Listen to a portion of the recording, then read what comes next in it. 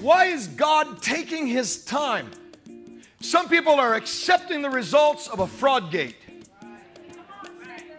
And they write petitions calling out the prophets. And I want to say, why aren't you raising your voice and saying, look, what about the 100 million? Yeah, 100 million. That their votes are not being counted. Their voice is not being heard. Not through the courts. You say, yeah, because there was not enough proof. No, they didn't want to hear the evidence. Go to Mike Lindell. You'll see there is plenty of absolute proof that they stole the election. And you can't just ignore it and act like it didn't happen. And that it's going to go away and somehow in 2022 and 2024. No, we need to deal with the thief now, and he must pay back sevenfold.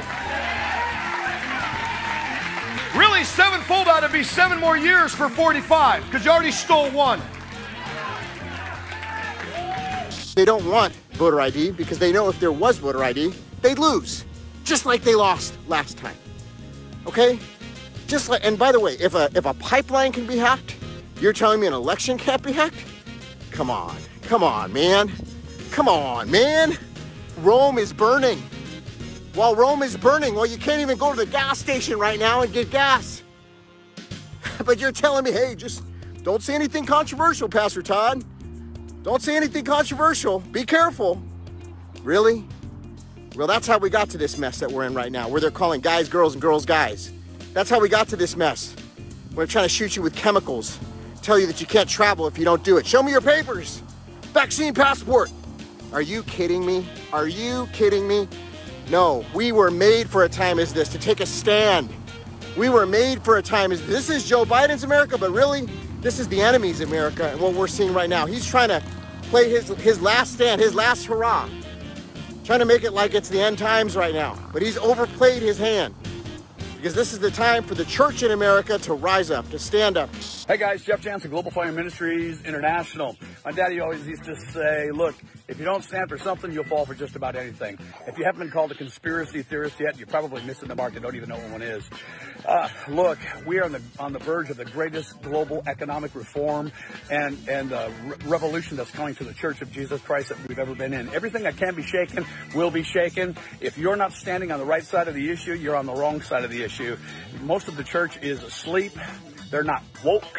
They need to wake, because we're coming into an amazing time. Glory revival, harvest, billion soul harvest, amazing things, amazing time. On the verge of a great revival and a great economic reform. Trump is president. President Trump is president. The fake Biden administration on the way out. People don't like it. I don't care. You're going to see what happens and who's standing on the right side. Many are. Many are waking up. Just wanted to send out a reality shout. Jeff Jansen, God bless you guys.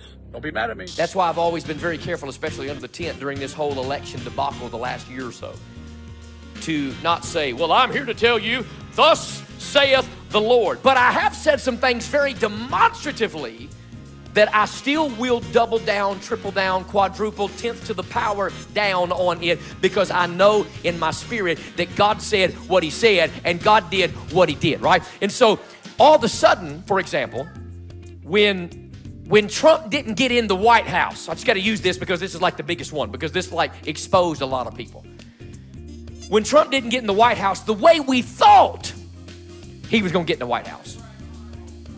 You get people that say, well, you know, I missed it. I prophesied that Trump was going to win the election. He didn't win, and so I got to quit. Okay, so we know people like that. Well, the problem is they quit a little bit too quick, because he did win, right? There's no way around the fact. We know that he won. So that wasn't a failed prophecy. It was an individual that felt as if it had failed, and so all of a sudden now they're like, well, I got to bow out. You know why they bow out? Because they don't think God's grace is big enough to sustain them through the media criticism that they're going to get. But I'm here to tell you, I know the man did win. I know what God did say. I know he's not done with America, and I'm not going to apologize, and I'm not going to back up, and I'm not going to lay down, and I'm not going to roll over, because I know what God said, and it doesn't contradict the Bible. He's not done with this nation. You believe that? Say amen tonight.